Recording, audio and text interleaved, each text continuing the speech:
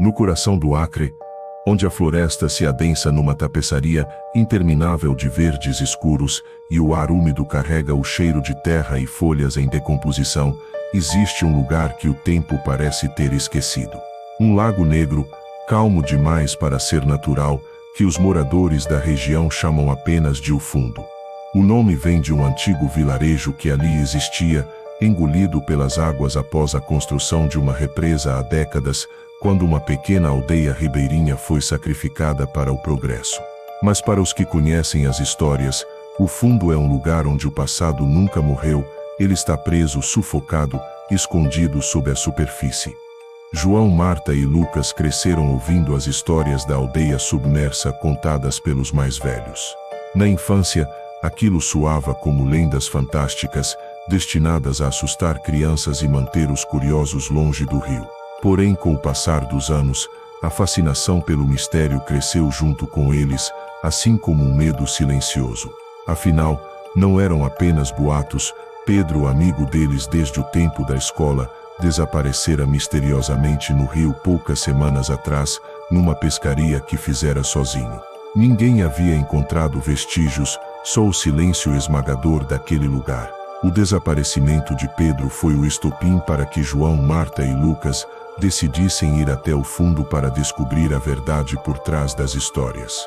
Eles não queriam simplesmente aceitar que seu amigo havia sumido sem explicação, e a sensação de culpa os corroía, pois Pedro os avisara para não irem. Mas a necessidade de respostas falava mais alto do que o medo. Na manhã seguinte, antes do sol nascer, o trio partiu para a trilha que levava até a margem do lago. O caminho era estreito e quase esquecido, coberto por raízes retorcidas e arbustos espinhosos. O ar estava pesado, carregado de um silêncio tão profundo que até o canto dos pássaros parecia ter sido sugado pelo lugar. Eles carregavam equipamentos simples, lanternas, cordas, um barco velho e um pouco de comida. A intenção era clara: encontrar Pedro ou, pelo menos, entender o que acontecera com ele. Quando chegaram à beira do lago, a visão os surpreendeu. A água era tão escura que parecia um espelho negro, refletindo o céu cinzento e as copas das árvores sem revelar nada de seu interior. Não havia ondas, só uma imobilidade que quase parecia reverência. Ao redor, a floresta era densa e fechada, como se quisesse proteger aquele segredo oculto sob as águas. Lançaram a canoa na água e começaram a remar em direção ao centro do lago, onde se acreditava que ficava o coração da antiga aldeia. As redes foram postas na esperança de pescar algo que confirmasse a presença de vida no fundo, ou algum artefato que revelasse o que aconteceu com Pedro. O sol já estava alto, mas a luz parecia incapaz de penetrar a escuridão do lago. O ar começou a ficar mais frio, e um nevoeiro tênue se formava, envolvendo o barco numa aura espectral. De repente, do silêncio absoluto, surgiu um som distante. Primeiro, um tamborilar suave e irregular, mas inconfundível. Depois, vozes entoando cantos em uma língua que eles não compreendiam, guturais e antigos, como se viessem de um tempo muito antes do Brasil moderno.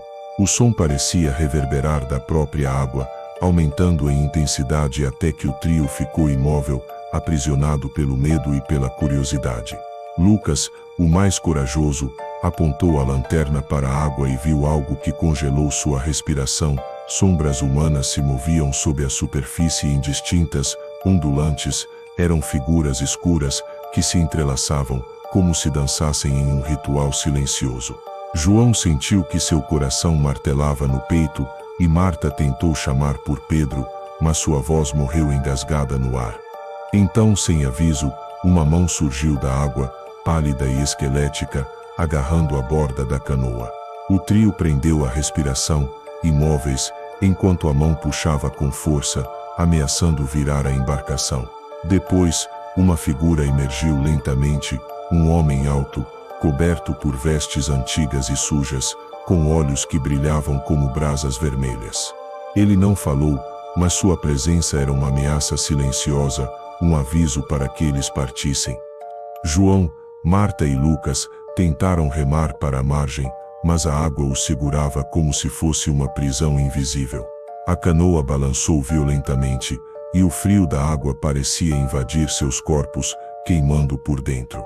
Vozes começaram a ecoar, em volta deles, sussurrando segredos sombrios de uma aldeia que havia feito pactos para sobreviver, mas que fora condenada a ser engolida pelas próprias águas.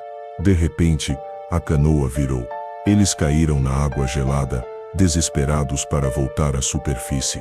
João sentiu mãos invisíveis, tentando afundá-lo, enquanto via Marta sendo puxada para baixo, seu grito se perdendo no silêncio. Lucas desapareceu logo depois, engolido pelas sombras. João lutou com todas as forças, nadando para cima até que finalmente rompeu a superfície, tossindo e arfando. Viu a canoa virada, vazia, e a floresta ao redor como se nada tivesse acontecido. A névoa se dissipava, e o lago voltou a ser um espelho negro e silencioso.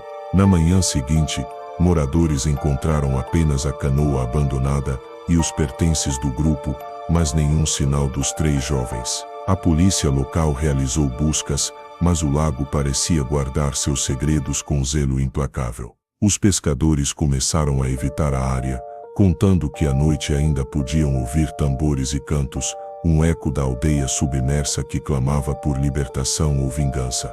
O que ninguém sabia era que, nas profundezas daquele lago, a aldeia continuava viva, presa entre o mundo dos vivos e o dos mortos. Seus habitantes não eram simples fantasmas, mas almas aprisionadas por um antigo pacto feito com forças obscuras da floresta, um pacto que garantiria proteção contra invasores, mas que condenou todos a uma existência fantasmagórica sob as águas. João, Marta e Lucas haviam se tornado parte dessa maldição. Suas vozes agora se misturavam aos cânticos que ecoavam nas noites de lua cheia, chamando aqueles que ousassem se aproximar. E o fundo permanecia lá, imóvel e traiçoeiro, um túmulo líquido onde passado e presente se confundem. Dizem que, se alguém tiver coragem suficiente para ouvir, poderá escutar o grito abafado de Pedro e seus amigos, pedindo ajuda entre as sombras do rio, enquanto o velho xamã os observa, com seus olhos ardentes, esperando a próxima vítima que se atreva a desafiar o silêncio do Acre.